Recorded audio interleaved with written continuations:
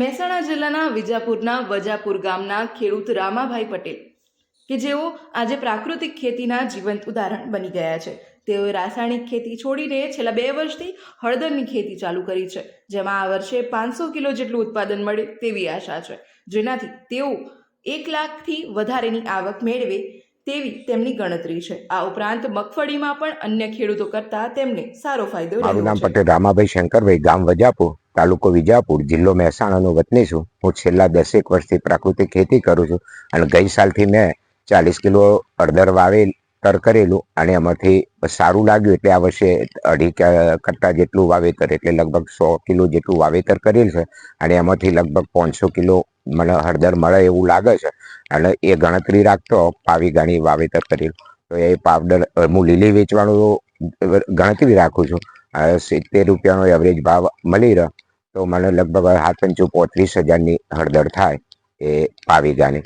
તો 1 વીઘાની અંદર હોય તો 35 × 4 એટલે લગભગ 1,20,000 જેવી અંદાજ થાય. એમાંથી ખર્ચો બાદ કરતો 70-75,000 જેવી ખેડૂતને નફો મળી રહ્યો.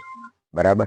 તો આ રીતનું વાવેતર કરવાની ગણતરી. તો હળદર વાવેતર કરવાથી સારું. જો પાવડર બનાવીને વેચવામાં આવે તો લગભગ 350 થી 400 રૂપિયાના ભાવ પ્રાકૃતિક હળદરનો પાવડર મળી રહ્યો.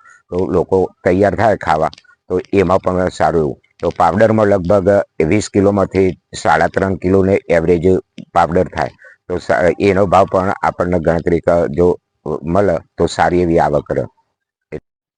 આ વર્ષે અતિશય વરસાદના કારણે મગફળી વાવેતરમાં લેટ પડેલા અને મગફળીનું મેં 1.25 વીઘાની અંદર વાવેતર કરેલું. તો એવરેજ મગફળી 30 થી 35 મણનો એવરેજ છે. હજી બોરી ભરી નહીં એટલે ખ્યાલ નહીં, પણ 30 થી 35 મણ થાય એવી ગણતરી રાખી છે.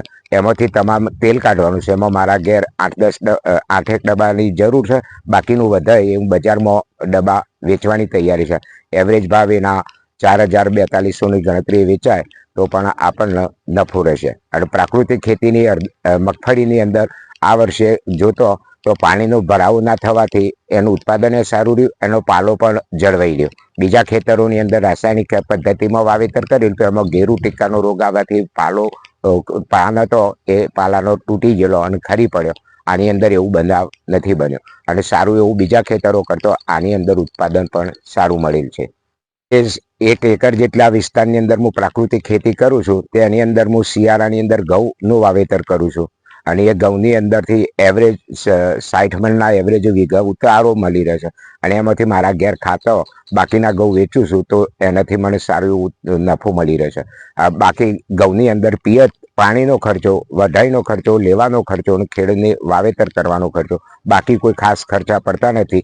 જીવામૃત નાખવાનું હોય છે એટલે લગભગ એવરેજ હું 3-4 વાર જવા દઉં છું અને એમાંથી મને સારો એવો નફો મળી રહે છે.